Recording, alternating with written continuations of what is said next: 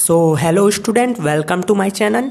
जैसा कि हमने पिछले वीडियो में देखा था, छत्तीसगढ़ माध्यमिक शिक्षा मंडल द्वारा जारी प्रादर्श प्रश्न पत्र कक्षा 10वीं विज्ञान का आज हम देखने वाले हैं प्रादर्श प्रश्न पत्र कक्षा 10वीं का ही, और हमारा विषय है आज का सामाजिक विज्ञान सोशल साइंस। तो आज हम देखेंगे कि प्रादर्श प्रश्न पत्र जो बोर्ड एग्जाम से रिलेटेड ही पैटर्न में छापा जाता है, आता है प्रश्न, और इसमें कुछ प्रश्न आईएमपी होते हैं, कुछ प्रश्न पिछले साल पूछे जा सकते हैं। लेकिन इसमें जो मेन रहता है हमारा, इससे ये पता चलता है कि किस पैटर्न से प्रश्न आएंगे और किस टॉपिक से प्रश्न कितने नंबर के आ रहे हैं और कितने नंबर के कितने प्रश्न आ रहे हैं। तो चलिए वीडियो शुरू करते हैं। इन्हीं के बारे में आज पूरा डिटेल जानेंगे हम सामाजिक विज्ञान के प्रादर्श प्रश्न पत्र के बारे में। अगर आप मेरे चैनल में नए हैं तो मेरे चैनल को सब्सक्राइब कर लीजिए, क्योंकि मैं ऐसे वीडियो रोज़ाना लाते रहता हूं।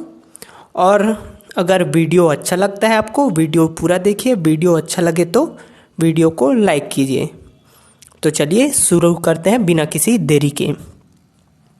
तो ये है प्रादर्श प्रश्न पत्र सामाजिक विज्ञान कक्षा 10वीं। इसमें आपको समय 3 घंटा मिलता है, ये आप तो जानते ही होंगे, और पूर्णांक 75 का रहता है।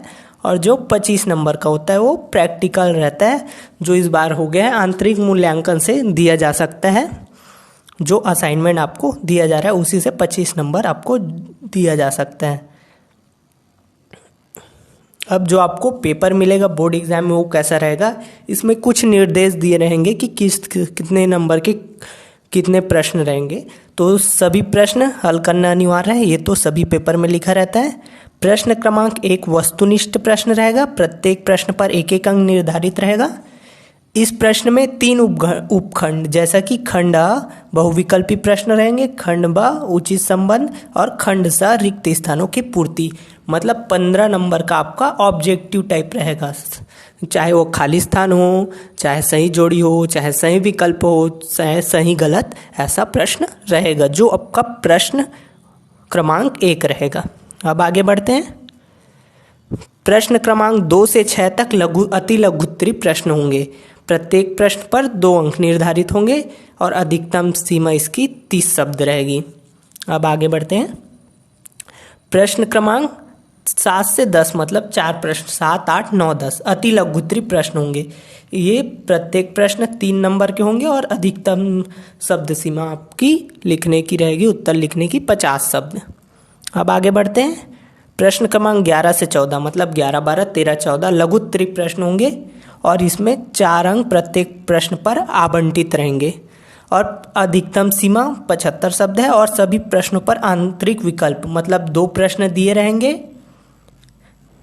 एक मतलब प्रश्न क्रमांक मान लीजिए 11 है तो उसमें 11 रहेगा और उसका अथवा रहेगा, तो आपको अथवा वाला बनाना है प्रश्न या 11वां बनाना है, मतलब दोनों में से एक आपको बनाना रहेगा। आगे बढ़ते हैं। प्रश्न क्रमांक 15 और 16 दीर्घोत्तरीय रहेंगे। इसमें 5 अंक निर्धारित है और 100 शब्द है। सभी प्रश्नों पर आंतरिक विकल्प, इसमें भी अथवा रहेगा।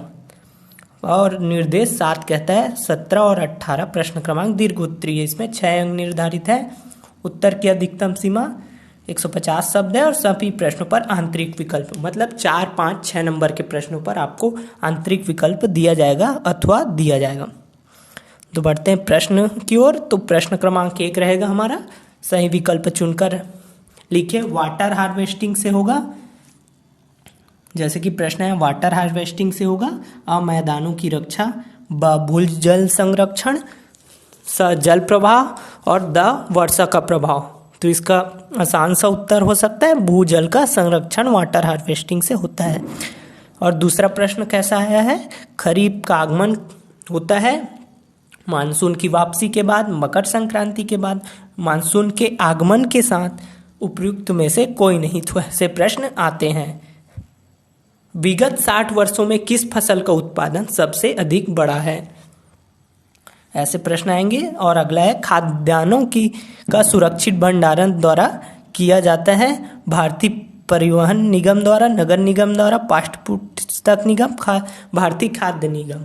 इसका आंसर हो जाएगा भारतीय खाद्य निगम, जिसे हम food corporation of India FCI के भी नाम से जानते हैं। आगे बढ़ते हैं। अगला, टेलीग्राफ की खोज किसने की थी? ये ऐसे प्रश्न आएंगे। और दूसरा रहेगा जो अ के बाद बा, उचित संबंध जोड़िए। तो जैसे कि खंडा रहेगा मिट्टी प्रदूषण सन 1945 में, सन 1880 में अदृश्य भूख जल चित्र। तो इसमें आपको ढूंढना पड़ेगा।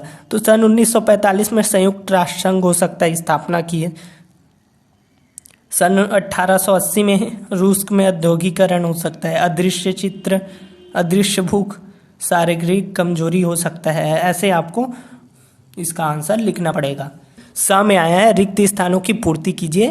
तो ऐसे प्रश्न आया है रिक्त स्थान में डैश जन्म के समय एक व्यक्ति की औसत अनुमानित जीवन काल को दर्शाती है। तो खाली स्थान में क्या आएगा आपको लिखना होगा उत्तर करके। खाली स्थान के कारण हमारे खान पान पे जहरीले तत्व शामिल हो गए हैं। धरती पर कोयला खाली स्थान के साधनों के रूप में प्रयोग लाया जाता है। पीडीएफ का पूरा नाम खाली स्थान है। और पांचवा है सबसे पहले खालिस्तान राज्य में सूचना का अधिकार लागू हुआ।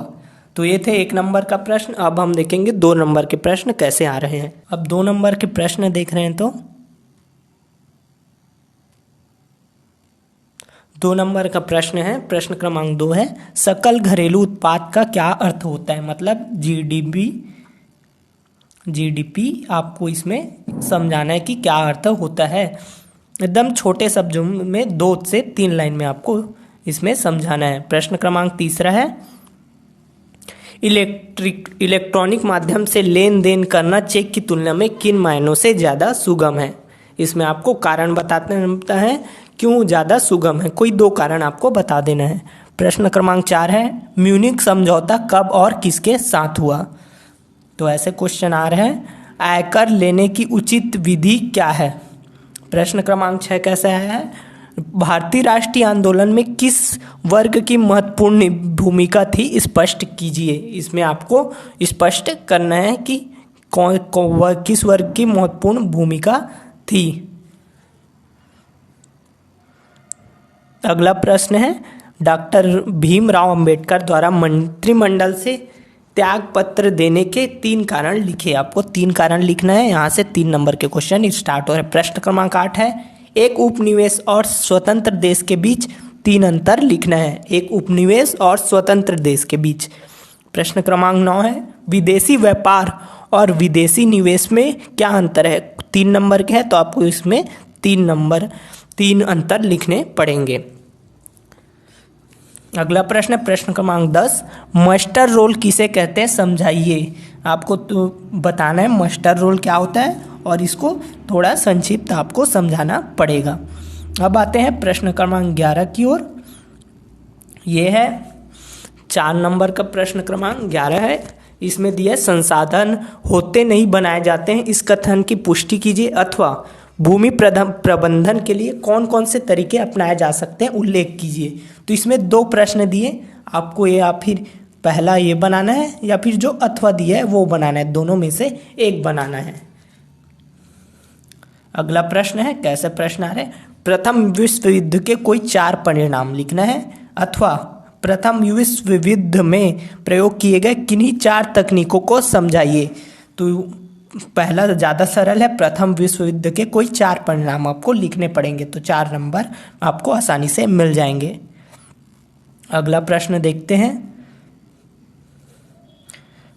प्रश्न क्रमांक 13 है, फांसीवाद और लोकतांत्रिक उदारवाद में क्या क्या अंतर है? कोई 4 अंतर लिखिए, अथवा पहले और दूसरे विश्व युद्ध 4 अंतर में जो हथियार उपयोग किए गए उनमें क्या अंतर थे? मतलब जो पहले विश्व युद्ध और दूसरे विश्व युद्ध में कौन कौन हथियार उपयोग किए गए उसमें क्या अंतर थे? तो ऐसे क्वेश्चन आ रहे हैं। अगला आगे बढ़ते हैं। प्रश्न क्रमांक 14 है हमारा, भारत एक समृद्धिशाली देश है जिसके निवासी निर्धन है, समझाइए। कोई 4 कारण, 4 नंबर का है तो 4 कारण बताना है। और जनसंख्या विस्फोट समाज के लिए घातक है, कैसे, समझाइए। कोई 4 कारण, इसको 4 कारण द्वारा आपको समझाना है। अगला प्रश्न है, प्रश्न क्रमांक 15, ऋण की सुविधा एक ओर हमारी आय बढ़ाने में सहायक होती है, वहीं दूसरी ओर कर्ज के जाल में फंसा देती है। कैसे? आसपास के उदाहरण से समझाइए। अथवा दिया है, ऋण के लिए शर्तें जैसे ब्याज दर, समय, जमानत, गिरवी आदि की आवश्यकता क्यों होती है, उदाहरण सहित समझाइए। तो ये ऐसे क्वेश्चन आ रहे हैं।